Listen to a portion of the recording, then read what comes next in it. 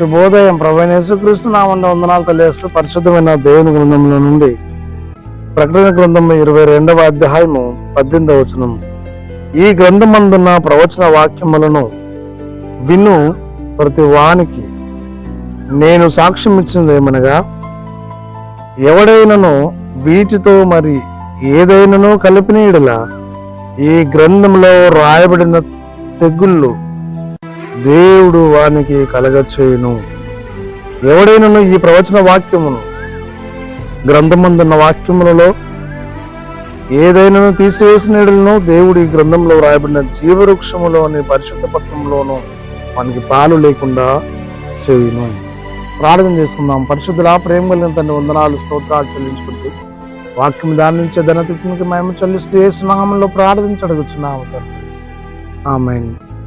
దేవుడు తన శిష్యుడైనటువంటి యోహాను పద్మాసు ద్వీపంలో దైవ దర్శనం ద్వారా లిఖించబడిన ప్రవచన గ్రంథాలు, ప్రవచన వాక్యములో ప్రకటన గ్రంథం రాబోయే భవిష్యత్ కాలంలో జరగబోయే విషయములను తాను తెలియజేస్తూ రాస్తూ ఉన్నాడు. ఈ గ్రంథములో అనేక ప్రవచనలు రాయబడి ఉన్నవి. అవన్నీ కూడా క్రీస్తు యేసులో నెరవేరబడ్డాయి. కాబట్టి ఈ గ్రంథములో రాయబడిన వాక్యములను చదివి ధ్యానించి వినువారు ధన్యులు. కాబట్టి అట్టి వారిని దేవుడు ఆశీర్వదించే దేవుడే ఉన్నాడు. మరి యోహాను గారు సాక్ష్యం ఇచ్చే మాట ఏమనగా, ఈ గ్రంథములో రాయబడిన తెగుళ్ళు వారికి కలుగును. ఎవరికి అంటే ఈ ప్రవచన వాక్యములను కానీ ఈ వాక్యములను కల్పనా కథలు చెప్తూ ఉన్నది లేనట్టు లేనిది ఉన్నట్టు కలిపి చెప్పి ప్రజలను మభ్యపెట్టించే సేవకులే కానీ, విశ్వాసులే కానీ, సహోదరులే కానీ, సంఘములే కానీ అలాంటి వారికి దైవ శిక్ష ఉంది.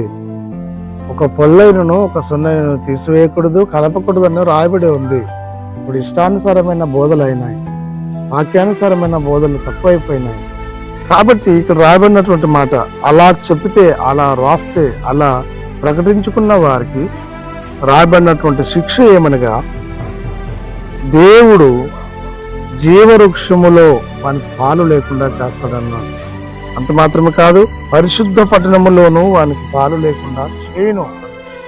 కాబట్టి నీవు నేను కూడా నిత్యరాజ్యం పొందాలని ఆశించినప్పుడు ప్రభువుకు లోబడి ఒక పొల్లైనను ఒక సున్నైనను తీసివేయక అక్షరానుసారంగా, వాక్యానుసారంగా, ప్రవచనానుసారంగా దేవుడు చెప్పే మాటను అన్నిటినీ లోబడుతూ వినే విధేయతలతో వర్ధిల్లి పరిశుద్ధాత్మ దేవుని కలిగి వర్ధిల్లినట్లు మనందరికీ ఆ దేవుడు తోడైండి నడిపించిన కాక. ఆమేన్. పరిశుద్ధుడా, ప్రేమల తండ్రి, వందనాలు స్తోత్రాలు చెల్లిస్తూ వాక్యం దానించి తెచ్చినట్టు వందనాలు మహిమగంత ప్రభావం ఆరోపించుకుంటూ యేసుక్రీస్తు పేరిట ప్రార్థించి అడుగుచున్నాం తండ్రి. ఆమేన్. తండ్రి, కుమార పరిశుద్ధాత్మ త్రియేక దేవుడు సదాకాలం తోడైండి దీవించిన కాక. ఆమేన్.